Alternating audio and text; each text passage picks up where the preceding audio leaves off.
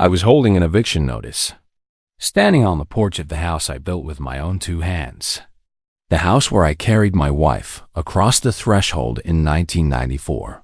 The house where I brought my baby girl home from Duke University Hospital, wrapped in a yellow blanket her grandmother had knitted. The house where I buried my grief when Loretta passed. And now I was reading a piece of paper signed by a judge in Durham County, telling me I had 30 days to vacate. 2 hours earlier, my daughter had won $140 million. 2 hours. That's all it took for 30 years of love to become an inconvenience. Quick question before I continue. Where in the world are you watching this from? City and time. I want to see how far this story reaches tonight. Now listen, this story takes its time. Don't skip ahead. Because watching someone dig their own grave with their ego, it's a slow process, but the end is worth it. My name is Raymond Curtis Holloway. I'm 63 years old, born and raised in Durham, North Carolina. My father was a pipe fitter at Liggett & Myers, and my mother cleaned houses on the west side of town for families that never once learned her last name. I grew up watching them come home tired, sore, and proud. Proud because they didn't owe anybody anything. Proud because what they had, they earned. I became a master electrician at 24. By 30, I had my own company, Holloway Electric, commercial contracting, office buildings, medical facilities, schools, churches.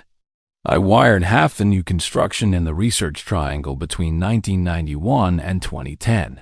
At my peak, I had 42 employees, a fleet of 12 trucks, and contracts worth north of $7 million a year.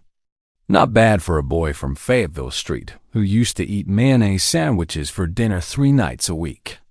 I met Loretta Mae Jenkins at a homecoming tailgate at North Carolina Central University. She was wearing a white dress and laughing so loud you could hear her from across the parking lot. I told my buddy Cecil, I'm going to marry that woman. He said, man, she ain't even looked at you. I said, she will. Took me 4 months. We were married by the following June. Loretta was an elementary school teacher, 4th grade, 26 years at W.G. Pearson. She had a way with children that I never fully understood.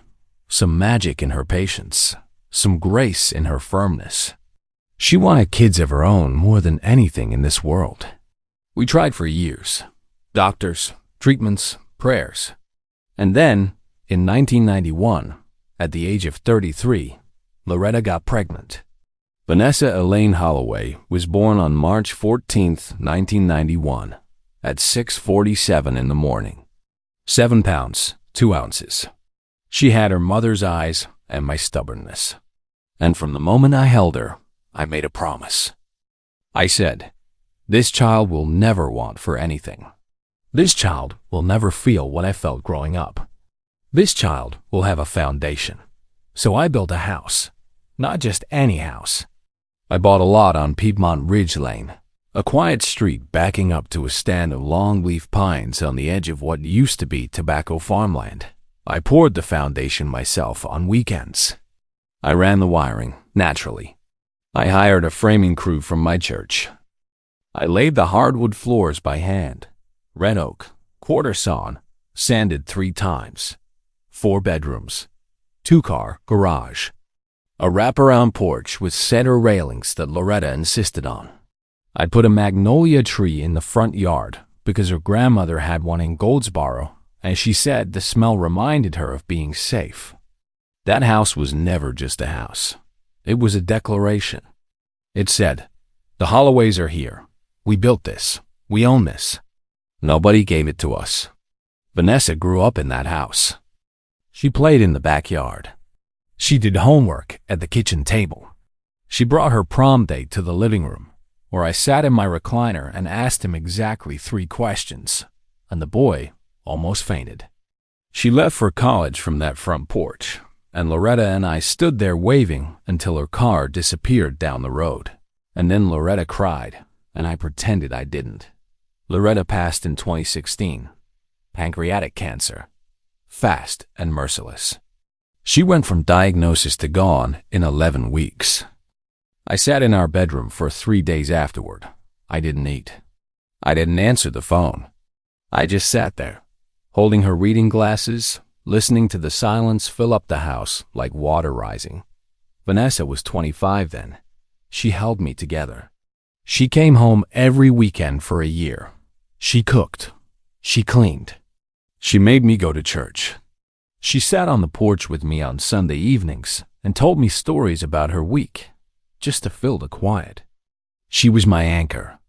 After Loretta died, I did something that, at the time, felt like wisdom. I went to see my estate attorney, Clarence Whitfield, a man I'd known since law school days at NCCU, and I had Vanessa's name added to the deed of the house. Joint tenancy with right of survivorship. My thinking was simple. If something happened to me, the house would pass to her immediately. No probate, no delay, no strangers deciding what happened to our family's land. Clarence looked at me over his glasses and said, "Raymond, you sure about this? Once her name's on there, she has equal ownership." I said, "She's my daughter, Clarence. She's all I've got. Who else would I trust?" He nodded, filed the papers, and I went home feeling like I'd done something good. I had no way of knowing, sitting in that office, that I was handing a loaded weapon to someone who didn't exist yet, someone I hadn't met, someone who would walk into my daughter's life 3 years later and see my home not as a family's legacy, but as a piece of real estate to be flipped. His name was Darnell Tremaine Price. Vanessa met Darnell in 2019. She was 28, working as a pharmaceutical sales representative in Raleigh. He was 32, fresh off an MBA from some mid-tier business school in Charlotte that advertised on billboards. He called himself a strategic consultant. I never did find out what that meant, and every time I asked, the answer changed. Sometimes it was mergers and acquisitions. Sometimes it was private equity advisory. Sometimes it was holistic brand architecture. The man had more titles than a library and less to show for it than a bus pass. But he was smooth. Lord, he was smooth. He had a way of walking into a room and making you feel like he was doing you a favor by being there. He dressed impeccably. Custom suits, cufflinks, shoes that cost more than my first car. He spoke in paragraphs, dropping names of people he'd met at conferences, mentioning deals he'd consulted on, referencing his portfolio like it was the Ark of the Covenant. And he had this smile, wide, confident, the kind of smile that makes you want to trust him, even when your gut is telling you to count your silverware. The first time he came to the house for dinner, he walked through the front door, looked around, and said, "Nice property, Mr. Holloway. Great bones. You ever think about what this land is worth now? Not beautiful home. Not I can feel the love in these walls. Not thank you for having me. What this land is worth." I was standing at the stove, stirring Loretta's pot roast recipe, the one with the carrots and the pearl onions, and I felt something cold move through my chest. It was quick. Just a flicker. I filed it away. "Haven't thought much about it," I said. "I'm not selling," he laughed. Of course not. Of course not. I'm just saying, prime Durham real estate? Half-acre lot? Piedmont Ridge is one of the most desirable corridors in the Triangle right now. You're sitting on a gold mine, sir. Sir. He called me sir, but it didn't sound like respect. It sounded like appraisal. Vanessa was in the dining room, setting the table, smiling like a woman in love. She didn't hear it the way I heard it. Or maybe she did, and she didn't care. I didn't say anything. What was I going to say? "Vanessa, your boyfriend just priced my house before he sat down to eat my food?" She would have laughed and told me I was being paranoid, so I let it go. They got married in 2021. Small ceremony at a vineyard outside Chapel Hill. Loretta's sister, Aunt Gwendolyn, came up from Savannah. My buddy Cecil was my best man, just like at my wedding. Vanessa looked beautiful. She looked like her mother. And standing there, watching her take his hand, I wanted to be happy. I was happy. But underneath the happiness, there was a thread of something else. Something I couldn't name. After the wedding, things shifted. Slowly. Like a house settling on its foundation. You don't hear the cracks at first. You just notice one day that the door doesn't close right anymore. Donnell started talking about the family's financial future, like he'd been appointed CEO. He brought spreadsheets to Sunday dinner.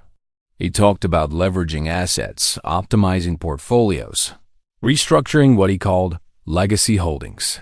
Every conversation with him became a pitch meeting. Mr. Holloway, have you considered setting up an LLC for the property? For tax purposes? Mr. Holloway, with the way the market is moving, you could refinance and pull out $300,000 in equity without blinking. Mr. Holloway, I've been talking to a developer friend of mine. He said this lot, with the right architecture, could support a structure worth $3 to $4 million. Every single time, I said the same thing. I'm not interested, Donnell. This is my home. And every single time, he'd smile that smile, nod, and say, of course, of course. Just thinking long term. But I noticed something. I noticed that whenever I said no, he didn't look disappointed. He looked patient. Like a man who'd already decided the outcome and was just waiting for the clock to run out. Vanessa, meanwhile, was changing. Not all at once. In pieces. She stopped coming by on Saturdays. Phone calls got shorter. When she did visit, Donnell was always with her, and the conversation always steered back to money, property, or plans. She started using words that didn't sound like her. Optimization, asset allocation, generational repositioning. She sounded like a brochure. One evening, I asked her to stay for pie. Just the two of us, like old times. She looked at Donnell, and he checked his watch and said, "We've got a dinner in Cary at 8. She kissed my cheek, said, "Next time, Daddy," and they left. I stood at the front door and watched them drive away in his leased BMW, and I thought about Loretta. I thought about what she would say if she could see this. She would have seen through Donnell in the first 5 minutes. She had an instinct for that. She used to say, "Raymond, if a man talks about money before he talks about people, he worships the wrong thing." Now, let me tell you about the $140 million. In 2018, Vanessa was prescribed a medication called Ceravax. It was a new generation anti-inflammatory, heavily marketed, supposed to be a breakthrough for chronic joint pain. She'd been having trouble with her left wrist, repetitive strain from years of typing reports and carrying sample cases. Her doctor prescribed Ceravax, and within 3 months, she developed severe peripheral neuropathy in her left hand, numbness, tremors, burning pain that kept her up at night. She couldn't grip a pen. She couldn't button her blouse. For a while, they thought the damage was permanent. Turned out, Ceravax had been pushed through FDA approval with incomplete clinical trial data. The manufacturer, Elton Greer Pharmaceuticals, knew about the neurological risks and buried them. Thousands of people were affected. A massive class action was filed. But Vanessa's case was pulled out of the class and elevated to an individual lawsuit because her reaction was among the most severe. And she'd been prescribed the highest dosage tier. The case took 5 years. Vanessa's attorneys, a firm out of Washington, D.C., fought Elton Greer through every delay, every motion to dismiss, every attempt to settle for pennies. And on a Tuesday morning in October 2024, the jury came back with a verdict, $140 million. Vanessa called me from the courthouse steps. She was crying. "Daddy, we won. We won." I was in my workshop, refinishing a rocking chair for the porch, and I dropped the sandpaper and sat down on an overturned bucket, and I cried too. I cried because my baby girl had suffered, and now she was vindicated. I cried because Loretta wasn't here to see it. I cried because justice, real justice, sometimes does show up. Late, but it shows up. "I'm so proud of you, sweetheart," I said. "Your mama's smiling right now." She said, "I love you, Daddy. I'm coming to see you this weekend. We'll celebrate." I said, "I'll make the pot roast." That was at 10:15 in the morning. At 12:22 in the afternoon. I know the exact time because I looked at my watch when the doorbell rang.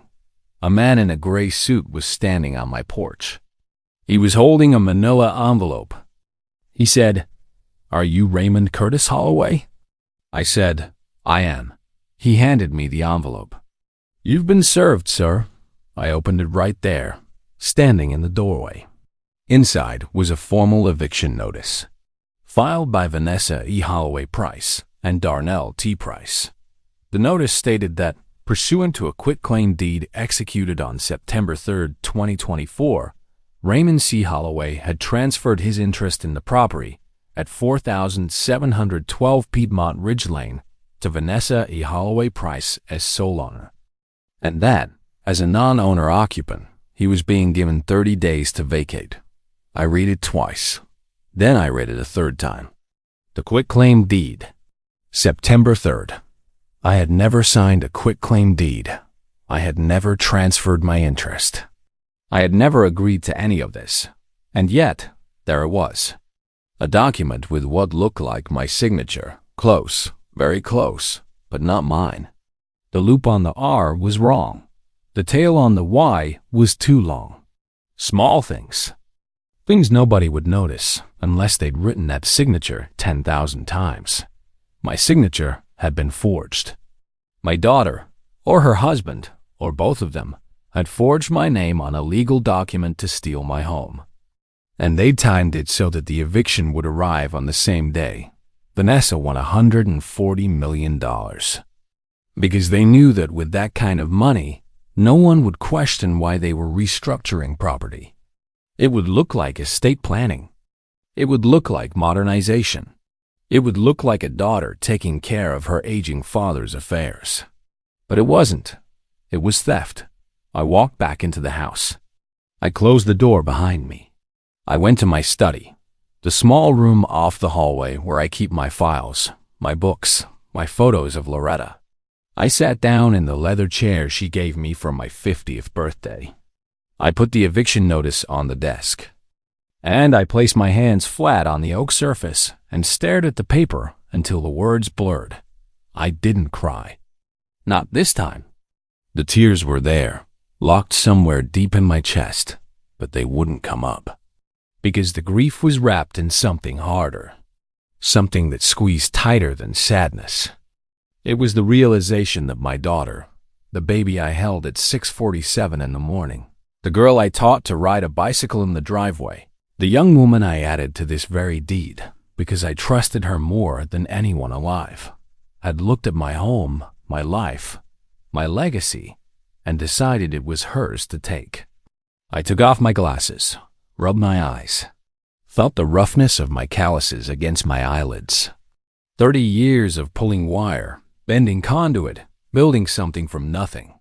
These hands built this house. And now a piece of paper, with a forgery where my name should be, was trying to take it away. I thought about calling her.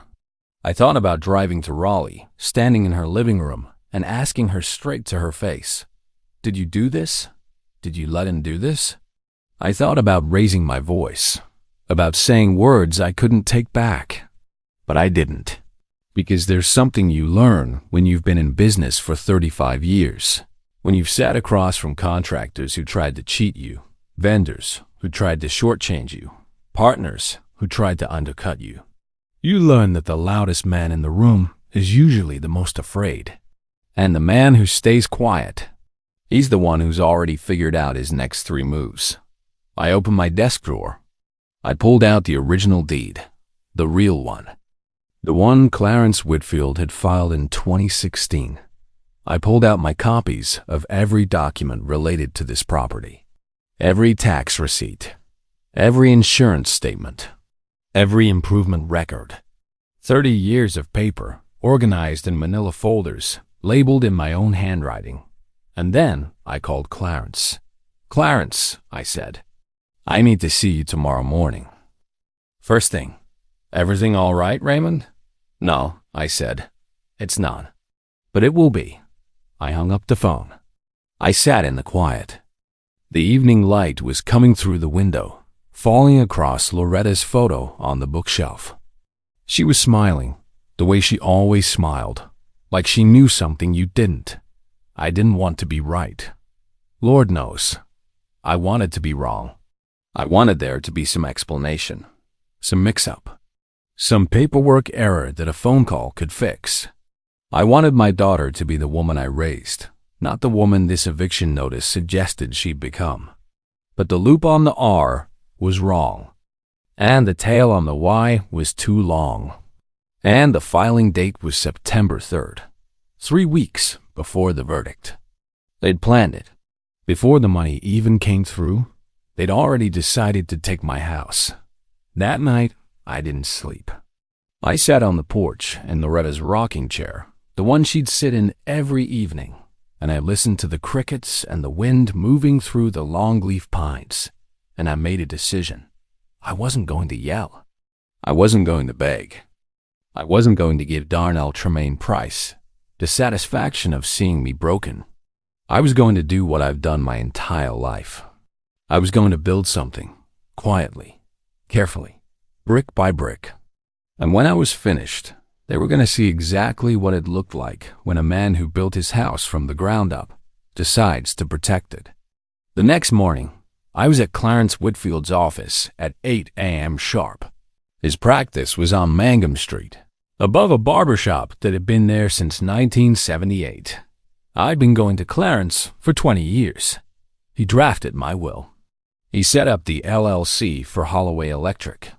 He handled Loretta's estate. He was 71 years old, a Morehouse man, and he didn't suffer fools. I sat across from his desk and laid the eviction notice in front of him. Then I laid the quitclaim deed, the forged one, next to it. And then I laid the original deed beside them both. Clarence put on his reading glasses. He read the quitclaim deed. He picked up the original deed. He held them side by side. He looked at the signatures. He didn't say anything for a long time. Then he took off his glasses, set them on the desk, and looked at me. "Raymond, did you sign this?" "No." "You're certain?" "Clarence, look at the R, look at the Y. That's not my hand. You've seen my signature 100 times. He picked up the quitclaim deed again, studied it, put it down. This was filed with the Register of Deeds on September 5th, notarized on September 3rd. The notary stamp is from a service in Cary. He paused. "Raymond, who notarized this?" "I don't know. I wasn't there. I never signed it. I never saw a notary." Clarence leaned back in his chair. He pressed his fingertips together. He was doing what he always did when he was angry, getting very, very still. "This is forgery," he said. "This is fraud. This is a criminal act, Raymond. Whoever signed your name and whoever put that notary stamp on it committed felonies. Multiple felonies. I know. What do you want to do?" I looked at him. "I want to know exactly how deep this goes before I make a move. I don't want to swing at shadows. I want to see the whole picture." Clarence nodded slowly. "All right, here's what I'm going to do. I'm going to pull every filing related to that property in the last 12 months. I'm going to subpoena the notary records. I'm going to find out who requested this quitclaim deed, who prepared it, and who presented it for filing. And Raymond, I'm going to recommend we bring in a forensic document examiner, someone who can testify, if needed, that this signature is not yours. Do it. One more thing," Clarence said. "Don't confront them. Don't call Vanessa. Don't talk to Darnell. Don't mention any of this to anyone. If they think you're fighting this, they'll cover their tracks. Right now, they believe you're a 63-year-old man who just got blindsided and doesn't know what to do. Let them keep believing that." I looked at him for a long moment. "You're asking me to sit across the table from the people who stole my home and smile I'm asking you to let them hang themselves with their own rope, Clarence said. Can you do that? I stood up. I buttoned my jacket. I'd picked up the original deed and put it back in my briefcase. Clarence, I pulled wire through crawl spaces in August heat for 20 years. I can do patient. I drove home. I parked in the driveway. I sat in the truck for a minute, looking at my house. The magnolia tree was getting taller than the porch now. Loretta would have liked that. The cedar railings needed restaining. I'd been meaning to do it before the winter. I went inside. I made coffee. I sat at the kitchen table. And I waited. Vanessa called that evening. Her voice was bright, electric, riding the high of the verdict. Daddy, I'm coming this Saturday. Darnell and I want to take you to dinner. We're celebrating. That sounds wonderful, sweetheart, I said. My voice didn't waver. 35 years of negotiating contracts teaches you how to keep your voice level when your insides are on fire. We're thinking Capitol Grill. Darnell knows the manager. Of course he does, I said. And I almost smiled because it was the kind of thing Darnell would say. He knew everyone. Every restaurant manager, every club doorman, every valet. He collected acquaintances like baseball cards and called them connections. Saturday came. I wore my Navy suit, the Tom Ford I bought for my 60th birthday. Loretta had told me I looked like a senator in that suit. I'd put on the cufflinks Cecil had given me, gold, with the NCCU eagle. I drove to Capitol Grill and handed my keys to the valet and walked inside like a man who had no idea his world was crumbling. They were already there. Vanessa was wearing a cream-colored dress that must have cost a fortune. Darnell was in charcoal gray, three-piece, pocket square, the whole production. He stood up when I approached the table, extended his hand, and smiled that smile. Mr. Holloway, big night. Congratulations to the family. I shook his hand. Firm, dry. Looked him right in the eye. Indeed, I said. Big night. We sat down. We ordered. Darnell got the bone-in ribeye, 48 ounce, for the table, he said, like a man who'd been eating 48-ounce steaks his whole life. He ordered a bottle of Caymus Cabernet. He made sure the sommelier knew he was familiar with the vintage. The sommelier couldn't have cared less, but Darnell didn't notice. Men like Darnell never notice when they're performing for an audience that isn't watching. Over dinner, Darnell laid out what he called the vision. Mr. Holloway, Vanessa's settlement changes everything. We're talking generational wealth, real generational wealth. I've already been in contact with a financial advisor, high net worth specialist out of Charlotte, and we're looking at diversified allocations, real estate, index funds, a couple of alternative plays, and I've been thinking ... about the property. He paused. He cut a piece of steak. He chewed. He let the silence do the work. The property on Piedmont Ridge, he continued, is worth about $1.8 million, just the land, the structure. Well, with all due respect, Mr. Holloway, the house is 30 years old. The foundation is good, but the layout is dated. What I'm proposing, what Vanessa and I have been discussing, is a full rebuild. We bring in an architect, tear down the existing structure, and build something that reflects the family's new position. Something modern. 5 bedrooms, guest house, pool, the works. We're talking a property worth $4 to $5 million when it's done. He said, tear down the existing structure, like he was talking about clearing a vacant lot. Not tearing down the house where my wife and I brought our daughter home from the hospital. Not tearing down the floors I laid by hand. Not tearing down the porch where Loretta sat every evening. Just the existing structure. I looked at Vanessa. She was watching me. There was something in her eyes, not quite guilt, not quite defiance. Something in between. Something she was trying to hide behind her wine glass. Vanessa, I said, is this what you want? She set the glass down. Daddy, it makes sense. You've got to admit, the house needs work. And with the money, we can build something amazing. Something for the whole family. The whole family, I repeated. Of course, Darnell said. We build a suite for you, Mr. Holloway. Main level, no stairs. You'd be comfortable. A suite. In my own home. Built on my own land. Designed by a man who'd forged my signature to take ownership of it. He was offering me a guest room in my own legacy, and he was smiling while he did it. I picked up my water glass, took a slow sip, set it down. That's a generous thought, Darnell, I said. Let me think on it. His smile widened. He thought he'd won. He thought the old man was folding. He reached across the table and patted my forearm. Patted it, like I was a child who just agreed to eat his vegetables. Take your time, Mr. Holloway. No rush. No rush. From the man who'd had me served with a 30-day eviction notice. I excused myself to the restroom. I stood at the sink and looked at my reflection. Gray hair. Lines around the eyes.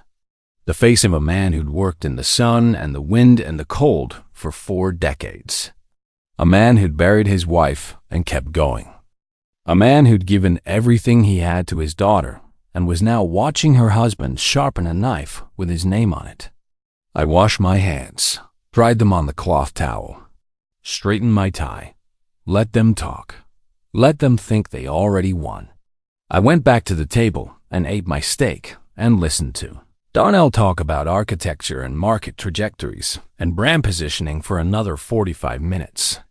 I nodded in the right places. I asked a question or two. Nothing threatening, nothing probing. I was a man enjoying dinner with his family. Inside, I was mapping every word, every lie, every assumption he made about my ignorance. I was cataloging it all, storing it in the same part of my brain that used to calculate low capacities and circuit tolerances, precision work. The following Monday, I met with Clarence again. This time, he had company. A woman named Dr. Felicia Okonkwo, a forensic document examiner with 20 years of experience and expert testimony in over 60 cases across 3 states. Clarence also brought in a second attorney, a woman named Tanya Briscoe, who specialized in real estate fraud and elder exploitation law. Elder exploitation, I said, sitting down. Is that what this is? Tanya looked at me with kind, direct eyes. Mr. Holloway, you're 63. Your daughter is listed as a beneficiary on multiple accounts. Your name was forged on a legal document to transfer property ownership. Under North Carolina law, this qualifies as financial exploitation of an older adult. It's a Class H felony. And with the amount of money involved, this could go federal. I sat with that for a moment. Federal, my daughter, my baby girl. Let's not get ahead of ourselves, I said. First, I want the proof. Undeniable. Then we talk about next steps. Dr. Okonkwo took the forged quitclaim deed and my original deed. She took samples of my real signature from bank records, tax filings, and the LLC documents Clarence had on file. She said she'd have a preliminary analysis within 10 days. Meanwhile, Clarence pulled the notary records. The notary who'd stamped the quitclaim deed was a man named Philip Rusk, operating out of a UPS franchise in Cary. Clarence's investigator, a retired Durham County Sheriff's deputy named Wendell Hayes, went to visit Mr. Rusk. What Wendell found was illuminating. Philip Rusk didn't remember notarizing the document. He said a well-dressed gentleman had come in with the papers already signed, said it was a family property transfer, paid the notary fee in cash, and left. He described the gentleman as tall mid-30s, wearing a charcoal suit and an expensive watch. Darnell Tremaine Price. Rusk hadn't verified the signer's identity. He hadn't witnessed the signature. He'd simply stamped the document brought to him by a stranger and collected his fee, which, Tanya informed me, was itself a violation of North Carolina notary law and could result in the revocation of his commission and potential criminal charges. One thread pulled, and the whole sweater was starting to unravel. But it got deeper. Clarence ran a title search on the property. Standard procedure. What he found made him call me at 9 o'clock at night, which Clarence Whitfield never does. The man goes to bed at 8:30 like clockwork. "Raymond," he said, "there's a second filing." "What do you mean, a second filing?" On September 12th, 9 days after the quitclaim deed, a deed of trust was recorded against the property. Vanessa E. Holloway Price, as sole owner, borrowed against the house. She took out a line of credit, $750,000. The lender is a private capital group out of Charlotte called Meridian Bridge Partners. $750,000 borrowed against my house, using a forged deed as the basis of ownership. And Raymond, I looked up Meridian Bridge Partners. They're a private lending outfit, high interest, short term. The kind of lender you go to when you can't get traditional financing, or when you don't want a traditional bank asking too many questions. Why would Vanessa need $750,000? I said. She just won $140 million. Settlement funds take time to disperse, Clarence said. Could be months. Taxes, attorney fees, structured payouts. She might not see liquid cash for 6 to 8 months. But if she needed money now, she'd borrow against the house. Against your house, using a fraudulent deed, to fund God knows what, while the settlement processes. I was quiet for a long time. I was standing in my kitchen, looking out the window at the backyard. The oak tree Loretta and I had planted the year Vanessa started kindergarten was massive now, its branches spreading wide enough to shade half the yard. Clarence, what did they need $750,000 for? I don't know yet, but I'm going to find out. He did find out. It took Wendell Hayes 3 days. 3 days of pulling business filings, bank records, and corporate registrations. Darnell had formed an LLC called Pinnacle Ridge Development Group, filed in Delaware for tax advantages, with a registered agent in Wilmington. The LLC had one listed member, Vanessa E. Holloway Price. But the operating agreement, which Wendell obtained through a source at the Secretary of State's office, showed a second unlisted managing member, Darnell Tremaine Price. Pinnacle Ridge Development Group had used the $750,000 line of credit to purchase 2 additional properties in Wake County. One was a lot in North Raleigh zoned for commercial development. The other was a 3-bedroom house in Apex that Darnell had been renting out through a property management company, under his name alone, collecting the income, not reporting it on their joint taxes. The man wasn't just stealing my house. He was building an empire with stolen money on a foundation of forged documents, using my daughter as the front. And here's what made my stomach turn. The operating agreement for Pinnacle Ridge was dated August 15th, 2024, 2.5 weeks before the quitclaim deed was forged, and 5 weeks before the verdict came in. Darnell had set this up before Vanessa won the case. He was already planning, already positioning. He'd created the LLC, identified the properties, and mapped out the financing, all before a single dollar was awarded. He was betting on Vanessa's suffering to fund his ambition. And if the case had gone the other way, if Vanessa had lost, he'd still have my house. He'd still have the forged deed. He'd still have the equity. He was never going to leave empty-handed. He'd made sure of that.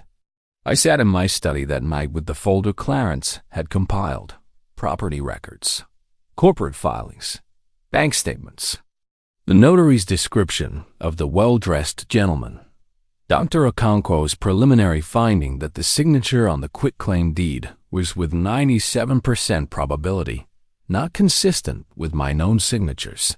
The evidence was building, layer after layer. Like wiring a building, you start with the main panel, then you run the circuits, Then you connect the fixtures, and finally, you flip the switch. But I wasn't ready to flip the switch yet, because during all of this, I was still having dinner with my daughter, still taking her calls, still listening to Darnell explain his vision for the property, still nodding, still sipping my coffee, still saying, "That's an interesting idea, Darnell." And he was getting bolder. 2 weeks after the Capitol Grill dinner, Darnell showed up at my house unannounced. He was carrying a tube of rolled-up papers, architectural renderings. He spread them across my dining room table like a general laying out battle plans. "Mr. Holloway, I want you to see this. I had an architect draw preliminary designs. Look at this, 6,000 square feet. Open floor plan, chef's kitchen, home theater. Your suite is right here. Main level, full bath, walk-in closet. You'll be living in luxury." He pointed to a spot on the rendering where my workshop used to be. My workshop, where I kept my tools, my workbench, the lathe I'd bought in 1998. In the rendering, it was a wellness spa with infrared sauna. "What do you think?" he said, beaming. I looked at the rendering. I looked at my dining room. I looked at the walls I'd painted myself, the crown molding I'd cut and nailed by hand, the window trim that Loretta had picked out from a salvage yard in Hillsborough because she liked the way the afternoon light came through the old glass.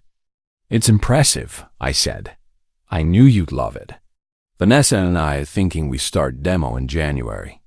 Get the permits lined up over the holidays, break ground right after New Year's. Demo in January." They were planning to demolish my house in 10 weeks. And they assumed I'd be gone by then because of the eviction notice. "January," I said. "That soon? No time like the present, Mr. Holloway. Strike while the iron is hot." He rolled up the plans, tucked them under his arm, and headed for the door. At the threshold, he turned back. "Oh, and Mr. Holloway, Vanessa and I are planning a big dinner, a celebration. The weekend before Thanksgiving. Family, friends, some business associates. We want to announce the project publicly. Make it official. And we'd love for you to be there." "I wouldn't miss it," I said. He grinned. "Perfect. It's going to be a night to remember." He was right about that. He was right about that.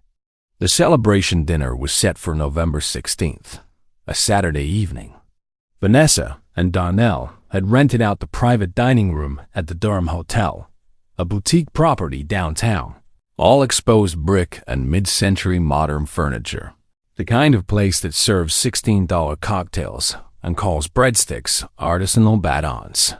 They'd invited about 40 people, family members, Darnell's business associates, a couple of Vanessa's sorority sisters from NCCU, Aunt Gwendolyn from Savannah, my buddy Cecil and his wife, Dorothy. Even Reverend Talbert from Mount Zion Baptist was on the guest list. Darnell was treating it like a coronation. He'd hired a photographer. He'd ordered custom menus printed on linen cardstock. The centerpieces were white orchids and gold leaf eucalyptus. He'd even prepared a speech. Vanessa told me on the phone, laughing. "Darnell's been practicing in the mirror." She thought it was endearing. I thought it was a man rehearsing his victory lap on stolen ground. In the weeks leading up to the dinner, the pieces had fallen into place. Dr. Okonkwo's final report was completed. A conclusion. The signature on the quitclaim deed was definitively not mine. She documented 16 points of divergence between the forged signature and my authentic ones. 16. The stroke pressure, the letter spacing, the pen angle, the ink distribution, everything was wrong. It was a copy, an imitation, likely traced from a scanned version of my signature. Competent enough to fool a careless notary. Not competent enough to survive expert scrutiny. Clarence had obtained a sworn affidavit from Philip Rusk, the notary, describing the man who'd brought the document. Tall, mid-30s, charcoal suit, expensive watch. The description matched Darnell Price down to the millimeter. Tanya Briscoe, had prepared a civil complaint alleging fraud, forgery, and financial exploitation. She'd also drafted a motion to void the fraudulent quitclaim deed, restore the original title, and place a lis pendens on the property to prevent any further transactions. Additionally, she'd flagged the $750,000 line of credit from Meridian Bridge Partners as potentially fraudulent, since it was secured by a title obtained through forgery. And she'd done one more thing. She'd contacted the Durham County District Attorney's Office, not to file charges yet. I wasn't ready for that. But to make them aware of the situation, to get a case number assigned, and to let them know that a formal criminal referral was coming. The AD she spoke with, a woman named Keisha Ballard, had reviewed the evidence and said, quietly, "This is solid, Miss Briscoe. Whenever your client is ready." Everything was in place. The wiring was done. Every circuit was connected. All that was left was to flip the switch. But before I did, I had to do one thing. I had to give my daughter a chance. One last chance. I called Vanessa on a Wednesday evening, November 13th, 3 days before the dinner. "Hey, Daddy. Hey, baby. You busy?" "Never too busy for you. What's up?" I sat in my study, in Loretta's chair, and I chose my words with the care of a man diffusing a bomb. "Vanessa, I want to ask you something. And I want you to be honest with me." "Of course, Daddy. Always. Is there anything at all, that you need to tell me? About the house? About the property? About any papers that might have been filed?" Silence. 3 seconds. 4. 5. "Papers? What do you mean? I mean, is everything square? Between you and me? With the property? I just want to make sure we're on the same page before this dinner." More silence. I could hear her breathing. I could hear Darnell's voice in the background. Distant, indistinct, probably on a phone call of his own. "Daddy, everything's fine. I don't know what you're asking. Is this about the renovation? Because Darnell said he showed you the plans, and you loved them. I did see the plans. They're very ambitious. They're going to be beautiful. You'll see. Just trust us, Daddy. We've got everything under control. Trust us." She said, trust us to the man whose signature she'd forged, or allowed to be forged, or refused to ask questions about. Whatever her level of involvement, she knew. She had to know. The eviction notice had her name on it. The quitclaim deed had been filed to make her the sole owner. She might not have held the pen, but she'd held the door open. "All right, sweetheart," I said. "I trust you." The words tasted like ash. She said, "I love you, Daddy. I love you too, Vanessa." I hung up. I set the phone on the desk. And I closed the last door, the door of mercy. The door I'd held open as long as I could, hoping she'd walk through it.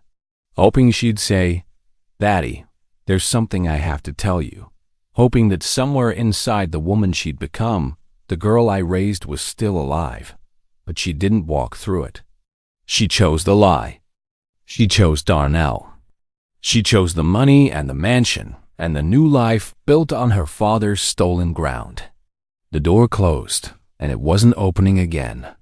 On Thursday, I met with Clarence and Tanya one final time.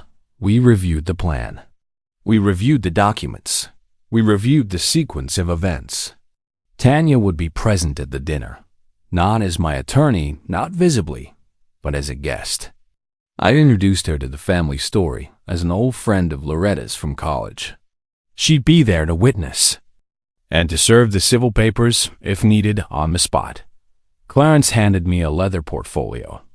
Inside were certified copies of every document: the forged quitclaim deed, the real deed, Dr. Okonko's expert report, the notary's affidavit, the Pinnacle Ridge LLC filings, the Meridian Bridge loan documents.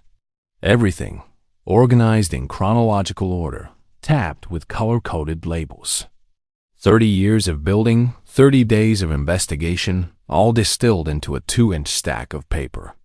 "You sure about this?" Clarence asked. I've never been more sure of anything in my life.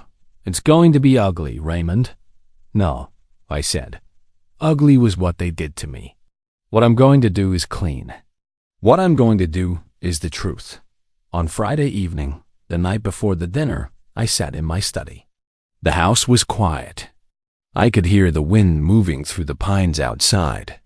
I could hear the old house settling, creaking softly in the way old houses do, like it was breathing. I laid out my suit, the navy Tom Ford, the NCCU cufflinks, Loretta's favorite tie, the deep burgundy silk one she'd bought me at a shop in Georgetown during a trip to D.C. in 2012. She'd said, "This tie means business, Raymond. Wear it when you need to remind somebody who you are." I polished my shoes.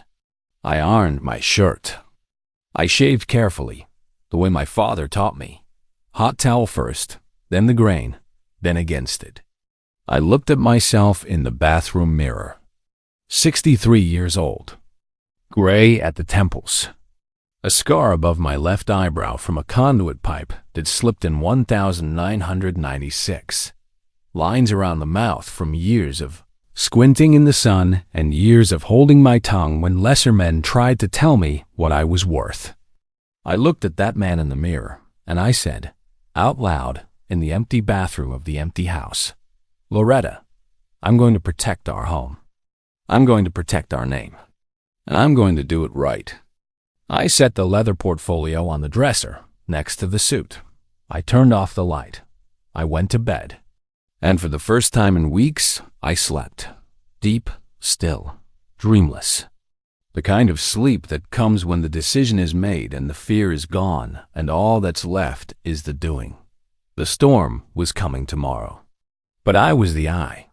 If you were me right then, would you have exposed them in private or let everybody see who they really were? Tell me below. Saturday, November 16th. I woke up at 5:45 a.m., the way I've woken up every morning for the last 40 years. No alarm. The body just knows. I lay in bed for a minute, listening to the house. The faint hum of the furnace kicking on. The creak of the floor joists expanding in the morning cold. The drip of the kitchen faucet that I kept meaning to fix. A worn washer, 10-minute job, but I never got around to it because every time I heard that drip, it reminded me of Loretta standing at that sink, washing greens, humming something by Gladys Knight. I got up. I made coffee. Strong. 2 scoops of community coffee, dark roast. The only brand Loretta would allow in the house. I drank it black, standing at the kitchen window, watching the light come up through the pines. The magnolia tree was still holding its last few leaves, dark green and glossy, catching the early sun like polished leather. I thought about what was going to happen tonight. I thought about it the way an electrician thinks about a circuit before he energizes it, checking every connection, every junction, every wire nut, making sure nothing was loose, making sure nothing would arc. I showered. I shaved again, not because I needed to, but because the ritual calmed me. Hot towel. The grain. Against the grain. Aftershave. The same Clubman Pinard my father used, because some things don't need to change. I dressed slowly. The navy Tom Ford. White shirt. French cuffs. The NCCU cufflinks. Loretta's burgundy tie. I stood in front of the mirror and tied the knot. A full Windsor. The only knot worth tying. And I adjusted the dimple with my thumb and forefinger. I put on my watch. The Omega Seamaster. I'd bought myself when Holloway Electric landed its first $1 million contract in 1997. Loretta had said, "You earned that watch, Raymond. Don't you ever feel guilty about it." I slipped the leather portfolio into my briefcase. The one Clarence had prepared. Every document, every filing, every piece of evidence. 2 inches of paper that told the whole story. I ate a piece of toast. I washed my coffee mug and set it in the rack. I checked the thermostat. I turned off the porch light. And I walked out the front door of the house I built with my own hands. The house someone was trying to steal from me. And I got in my truck, and I drove downtown. The Durham Hotel was all lit up when I arrived. The valet took my keys. A young man, couldn't have been more than 22, who said, "Nice truck, sir." It was a 2019 Ford F250. Nothing fancy, but I kept it clean and it ran like a sewing machine. Loretta used to say a man's truck tells you everything you need to know about his character. I walked through the lobby. Exposed brick walls. Edison bulbs hanging from reclaimed wood beams. A bartender polishing glasses behind a marble counter. The kind of place that used to be a tobacco warehouse. Back when Durham was a tobacco town. Before it became a tech town. Before it became whatever it was becoming now. The private dining room was down a hallway lined with black and white photographs of old Durham. The American Tobacco Campus. Parish Street. Black Wall Street. North Carolina Mutual Life Insurance. The photographs of men who built empires out of nothing, who faced obstacles I could barely imagine, and who never once apologized for their ambition. I stopped in front of one photograph, a group of men in suits standing in front of Mechanics and Farmers Bank, circa 1940. Serious faces. Proud posture. Men who understood that wealth wasn't about what you spent. It was about what you built, what you protected, and what you passed down. I straightened my tie. I walked into the dining room. The space was beautiful. I'll give Darnell that. The man knew how to stage a scene. Round tables with white linen cloths. Gold-rimmed charger plates. The white orchid centerpieces, towering and elegant.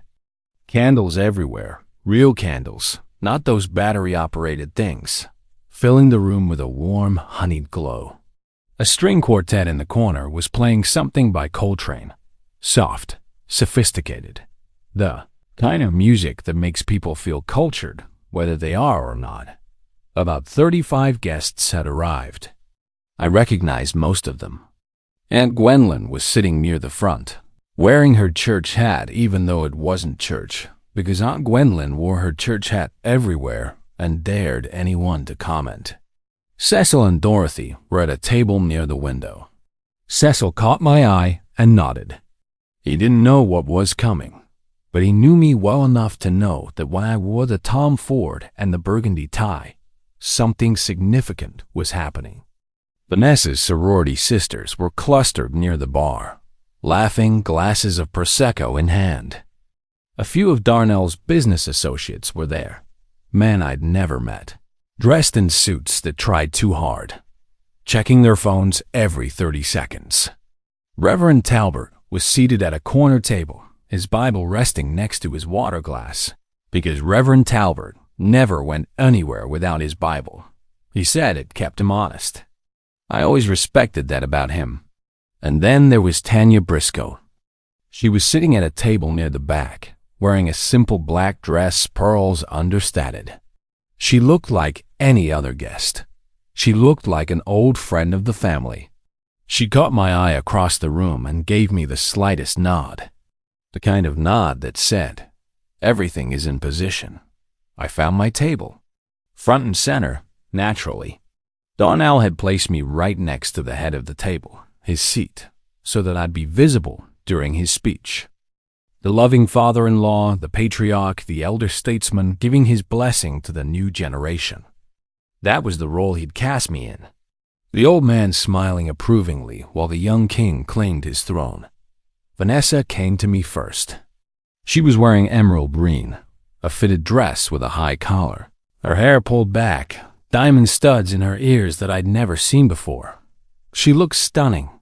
She looked like money. She hugged me tight, and for a moment, just a moment, I felt my resolve flicker, because she smelled like the perfume Loretta used to wear, the same one. And for one terrible second, I was holding my wife again, and everything was simple, and nobody was stealing anything from anybody. "Daddy, you look so handsome," she said, pulling back, straightening my lapel like Loretta used to do. "I'm so glad you're here. Wouldn't be anywhere else," I said. Darnell appeared beside her. "Charcoal suit tonight. Different from the one at Capitol Grill. This one was darker, slimmer, with a sheen that caught the candlelight. Gold tie pin. Pocket square folded into some origami shape I didn't recognize. It looked like a man who'd spent 3 hours getting ready. He probably had. "Mr. Holloway," he said, clasping my hand in both of his. "The man of the hour. Well, second to my beautiful wife, of course." "Of course," I said. "Wait until you hear the speech," he said, lowering his voice like he was sharing a secret. "I've been working on it for 2 weeks. I think it's going to really bring the room together. I'm looking forward to it," I said, and I was. More than he could possibly imagine. Dinner was served. 4 courses. Butternut squash bisque. Roasted beet salad with goat cheese and candied walnuts. Pan-seared Chilean sea bass with saffron risotto. And for dessert, a dark chocolate torte with gold leaf. Gold leaf on the chocolate. Because when you're spending money that isn't yours, on a celebration built on a lie, why not put gold on the dessert? The conversation at our table was all Darnell. He talked about investment strategies. He talked about the Pinnacle Ridge Project, his code name for demolishing my house, like it was a Fortune 500 initiative. He dropped names. He referenced his mentor at a hedge fund in New York, whose name changed every time he told the story. He explained blockchain to Aunt Gwendolyn, who nodded politely and then turned to me and whispered, "Raymond, what is this boy talking about?" I patted her hand and said, "Nobody knows, Gwen. Nobody knows." Vanessa sat next to him, smiling, laughing at his jokes, playing the role of the adoring wife. But I noticed something. Every time Darnell mentioned the property, "Our property," he called it. Never your father's house. Vanessa's smile tightened. Just slightly. Just enough. And she wouldn't look at me when he said it. She'd look down at her plate, or pick up her wine glass, or adjust her napkin. She knew what they'd done. And some part of her, the part one raised, the part that was still Loretta's daughter, was ashamed. But shame without action is just discomfort. And discomfort without conscience is just inconvenience. She wasn't going to stop him. She wasn't going to confess. She'd made her choice. After the torte was cleared and the coffee was poured, Darnell stood up. He buttoned his jacket. He picked up a glass of champagne, Dom Perignon, because of course it was, and he tapped it with a dessert spoon. The room quieted. The string quartet stopped playing. 35 faces turned toward him. He smiled. That smile. Wide, confident, radiant. The smile of a man standing on the summit of a mountain he didn't climb. "Family, friends, distinguished guests," he began. "Thank you for being here tonight. This evening is about more than a celebration. It's about a moment, a defining moment.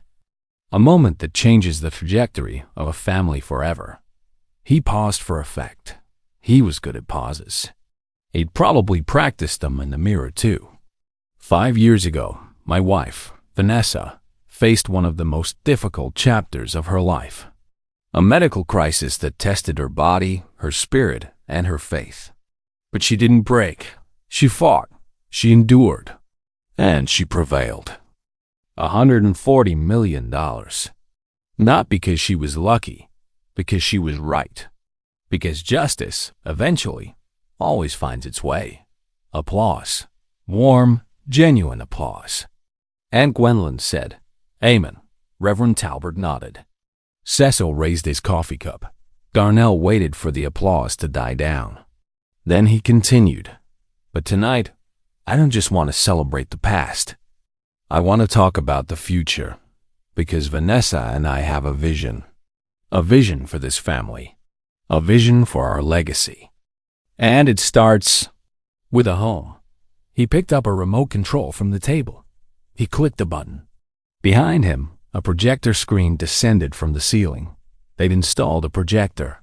The man had installed a projector in a rented dining room, and an image appeared. The architectural rendering. The 6,000 square foot mansion. The infinity pool. The guest house. the wellness spa where my workshop used to be. This, Darnell said, gesturing at the screen with the champagne glass, is the future. The Holloway Price family estate. 5 bedrooms, 3-car garage. A property designed to reflect who this family is becoming. Modern, ambitious, unapologetic. He clicked again. A site plan appeared. My lot. Piedmont Ridge Lane. The existing house, my house, was shaded in gray and labeled Demolition Zone. In all caps. Like it was already gone. Like it was already rubble. Like it was already rubble. We'll break ground in January, he continued. I've already spoken with contractors, architects, and the city planning office. The permits are being expedited. And by next fall, this family will have a home that the entire community will look up to. He raised his glass. To Vanessa, to family, to the future. The room raised their glasses. To the future. Clinks, smiles, applause. Darnell beamed. He was at the peak. The absolute summit. The room was his. The money was his.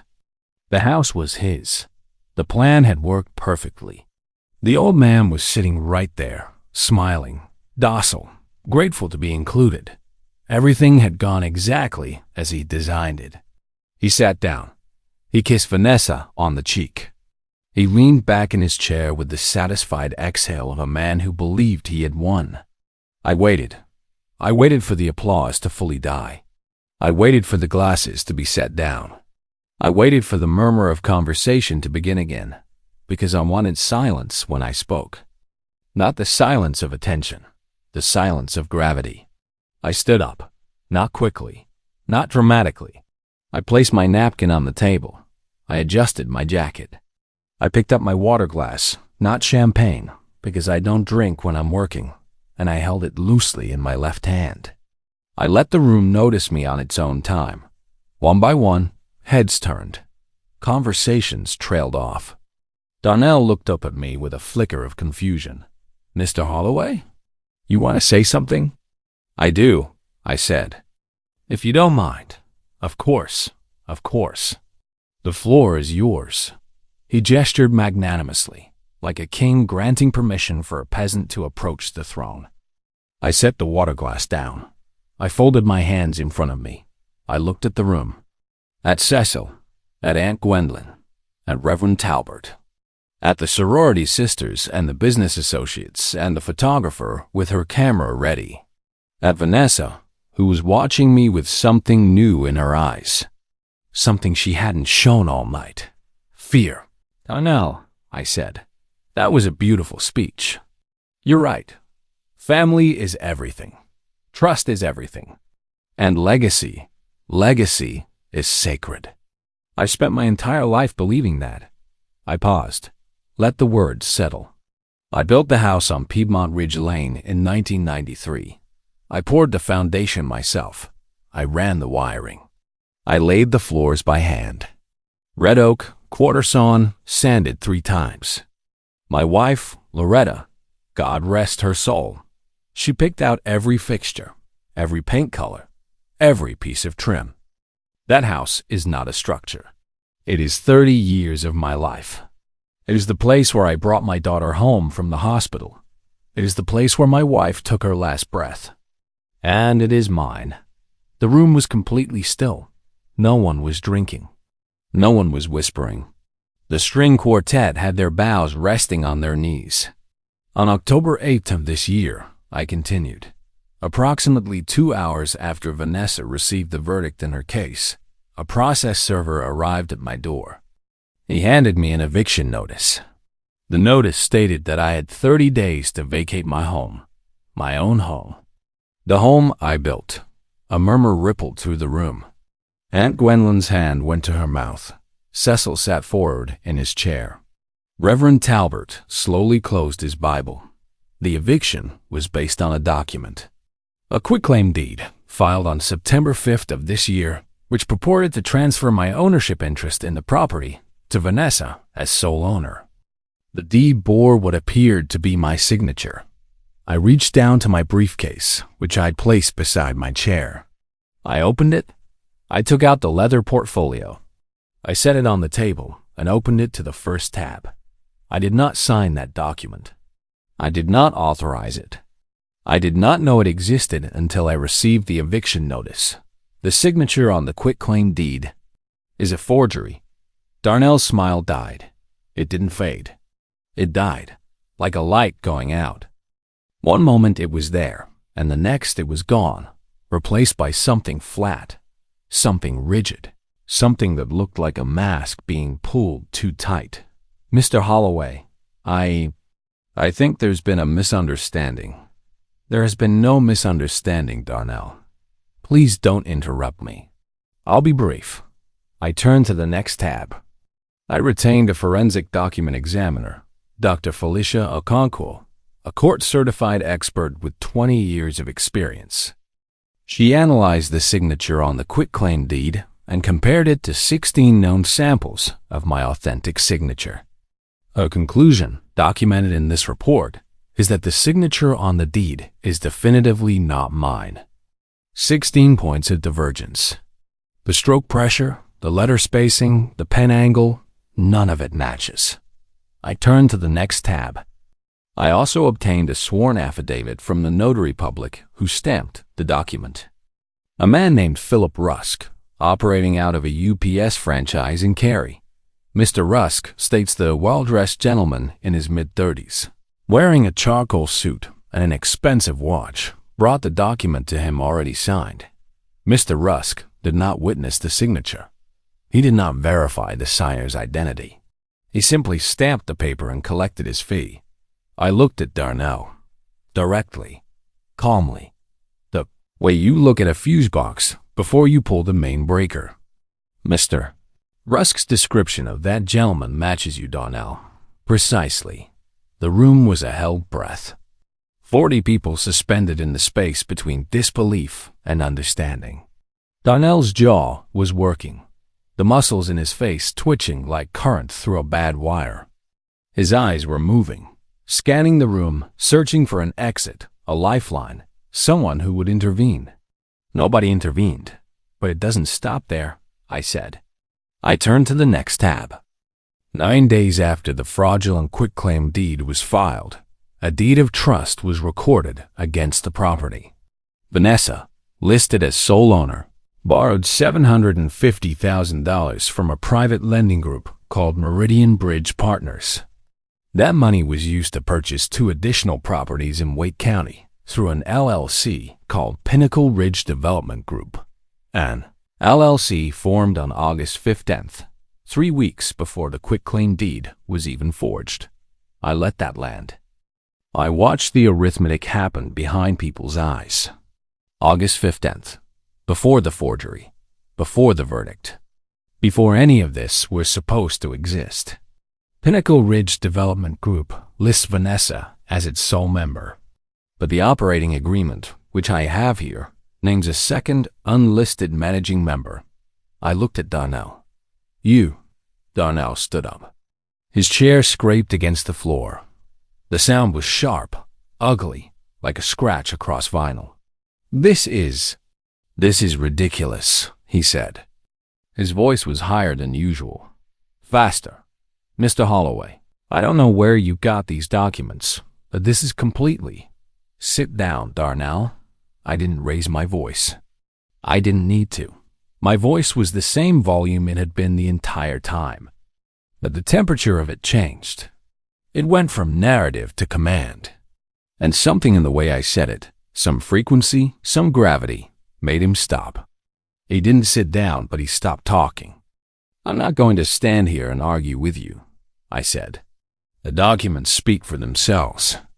Every filing, every record, every expert analysis is in this portfolio, and certified copies have already been provided to my attorneys, to the Durham County Register of Deeds, and to the District Attorney's Office. The room reacted, not loudly, in small, seismic ways. A sharp intake of breath from Aunt Gwendolyn. Cecil's hand closing slowly around the edge of the table. One of Darnell's business associates quietly setting down his champagne glass and reaching for his phone. Reverend Talbert bowing his head. Whether in prayer or sorrow, I couldn't tell. Vanessa hadn't moved. She was sitting in her chair, her hands flat on the table, staring at the orchid centerpiece like it was the last solid thing in a world that was liquefying around her. Her jaw was clenched. Her eyes were wet, but she wasn't crying. "Not yet. Daddy," she started. "Vanessa," I said. "I called you 3 days ago. I asked you if there was anything you needed to tell me. I gave you the chance. You said, 'Trust us, Daddy.' Those were your words."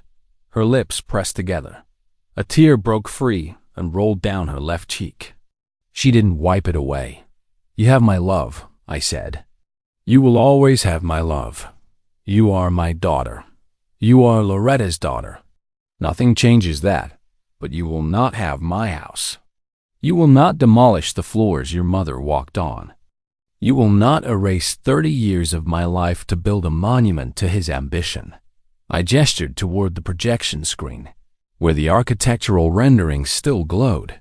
The 6,000 square foot mansion, the infinity pool, the demolition zone in gray. "That," I said, "is a fantasy. Built on fraud." I closed the portfolio. I placed it back in the briefcase.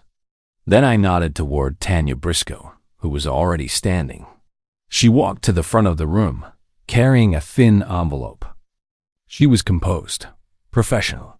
She approached Darnell and held out the envelope. "Mr. Price, my name is Tanya Briscoe. I'm an attorney specializing in real estate fraud and elder financial exploitation.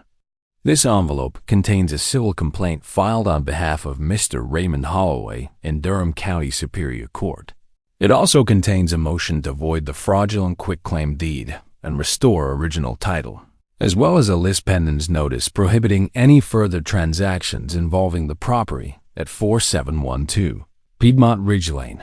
You and Mrs. Holloway Price are both named as defendants." Darnell stared at the envelope like it was radioactive. He didn't take it. Tanya placed it on the table in front of him.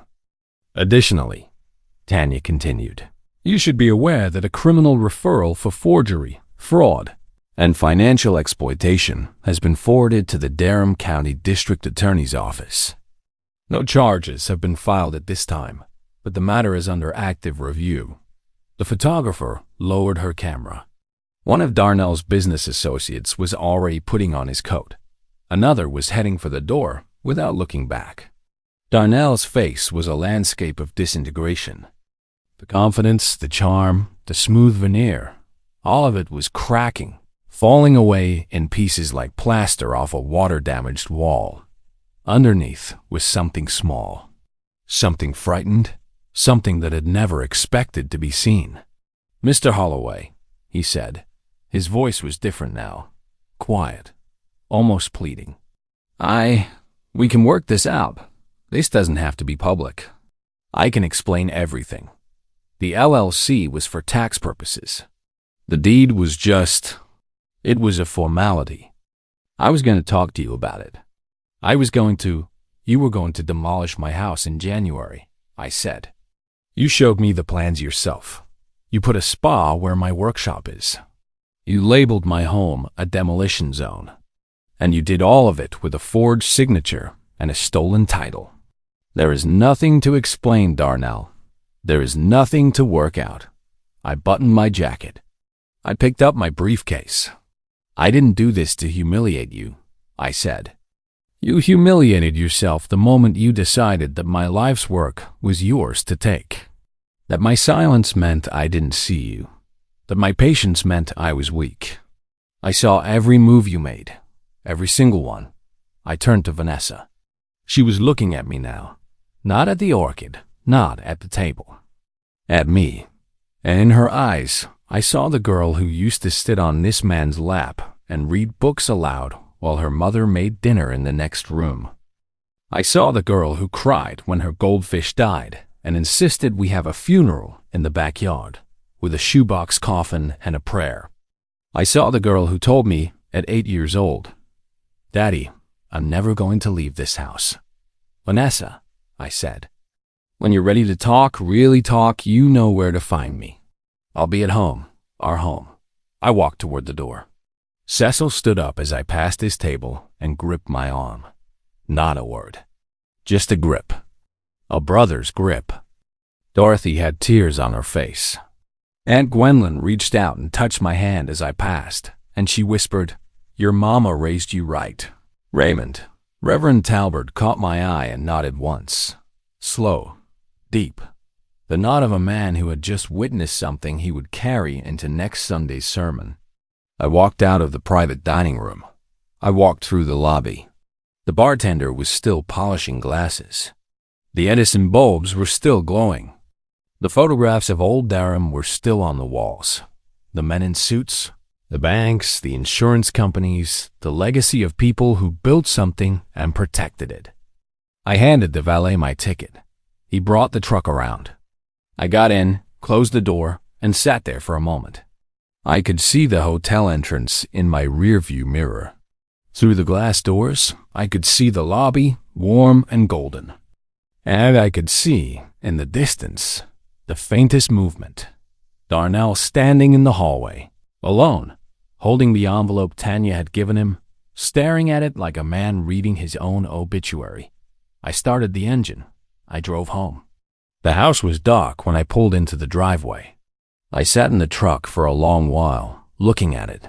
The porch, the cedar railings, the magnolia tree, the light from the street lamp falling across the front walk, catching the brass numbers on the mailbox, 4712. I went inside. I hung my jacket on the hook by the door, the same hook where Loretta used to hang her cardigan every evening. I loosened the burgundy tie. I poured myself a glass of water and sat at the kitchen table. The house was quiet. The faucet was still dripping. The furnace was humming. The old bones of the structure were doing what they'd always done, settling, holding, standing. I don't know how long I sat there. An hour, maybe 2. I wasn't thinking about Darnell. I wasn't thinking about the speech or the projector screen or the look on Vanessa's face. I was thinking about a Saturday afternoon in 1993, when Loretta and I stood on a bare lot on Piedmont Ridge Lane, ankle deep in red clay, and she held up a paint swatch, Chesapeake ivory, and said, "This is the one, Raymond. This is the color of our home." And I'd said, "Then that's what it's going to be." And it was. The weeks after the dinner were quiet. The kind of quiet that follows a storm. Not peaceful exactly, but still, like the world is catching its breath. Clarence called 3 days after the event. The fraudulent quitclaim deed had been officially challenged. The Register of Deeds had flagged it for review, and with Dr. Okonkwo's report and the notary's affidavit, the process was straightforward. By the first week of December, the deed was voided. My name was restored to the property. Joint tenancy, but I'd already instructed Clarence to prepare a severance. The house would be mine alone. Vanessa's name would be removed, legally and permanently. She'd signed the agreement without contest. Meridian Bridge Partners, the private lender, moved quickly once their attorneys learned that the deed underlying their $750,000 loan was fraudulent. They demanded immediate repayment. Since Pinnacle Ridge Development Group had used the money to purchase 2 properties, those properties were seized as collateral. Darnell's little empire, the commercial lot in North Raleigh, the rental house in Apex, evaporated like morning dew. Philip Rusk, the notary, had his commission revoked by the North Carolina Secretary of State. A small consequence, but a consequence. The Durham County DA's office took its time, the way the law does. Keisha Ballard called Tanya in January to say that a grand jury had reviewed the evidence and returned indictments. Darnell Tremaine Price was charged with 2 counts of forgery, 1 count of uttering a forged instrument, and 1 count of financial exploitation of an older adult. If convicted on all counts, he faced up to 12 years. Vanessa was not indicted. The DA's office determined that while she had benefited from the fraud, There was insufficient evidence to prove she had participated in the actual forgery or the presentation of the document to the notary. She was, however, named as a cooperating witness. She'd given a statement. She'd told them what she knew. Whether that was everything, I didn't ask. Some questions are better left unasked when the answer might break the last thing holding you together.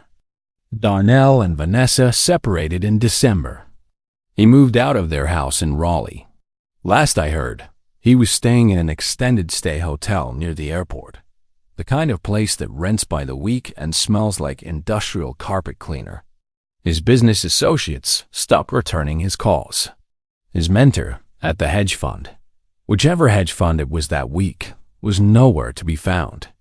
The charcoal suits and the cufflinks and the origami pocket squares didn't help him in a booking photo. I didn't follow his case closely. That was between him and the state. I'd done my part. I'd laid the truth on the table and let the system do the rest. I wasn't interested in watching a man drown. I was interested in protecting my house. And my house was protected. Vanessa didn't call for a long time. Weeks turned into months.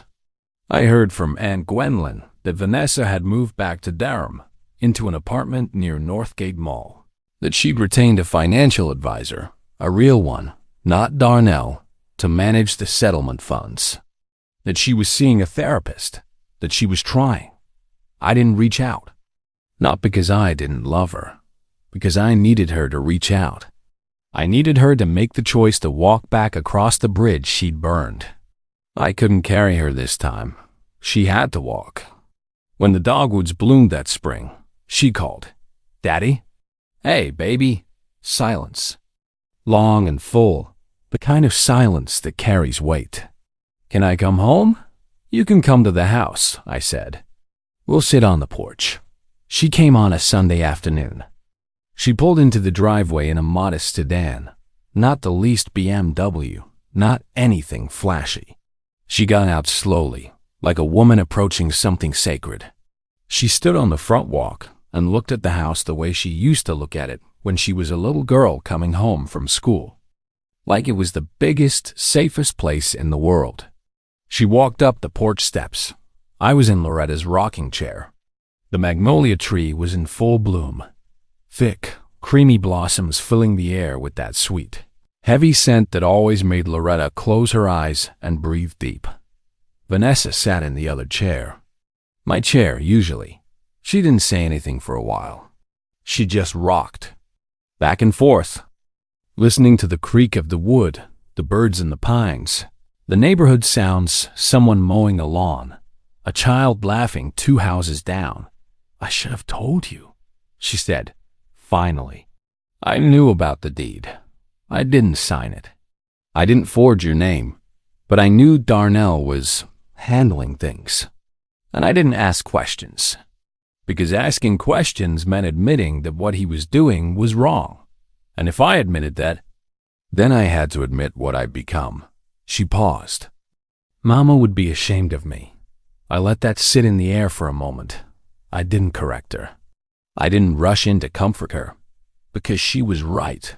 Loretta would have been ashamed, and pretending otherwise would have been another lie, and we'd had enough lies.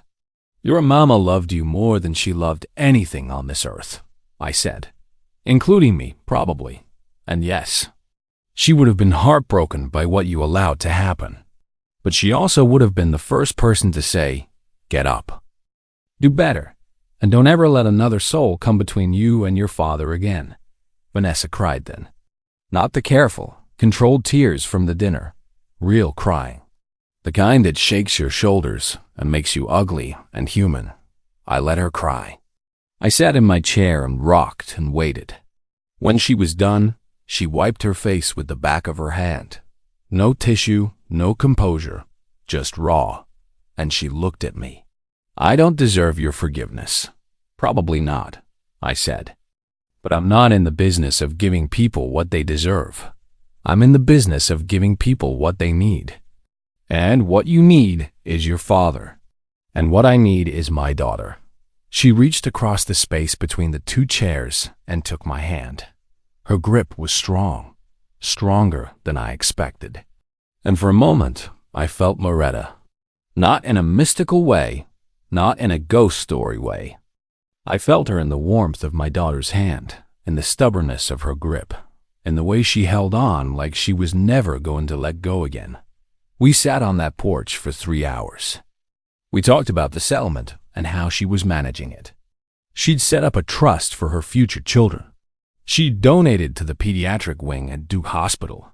She was talking to Aunt Gwendolyn about creating a scholarship fund in Loretta's name at NCCU, the Loretta May Holloway Education Endowment. When she told me that, I had to look away because the tears came fast and I didn't want her to see how much it meant. We didn't talk about Darnell. We didn't talk about the dinner. We didn't talk about the forged deed or the eviction notice or the architectural rendering with the demolition zone. Those things were facts. They'd happened. They were part of the record now. But they weren't the story. They were never the story.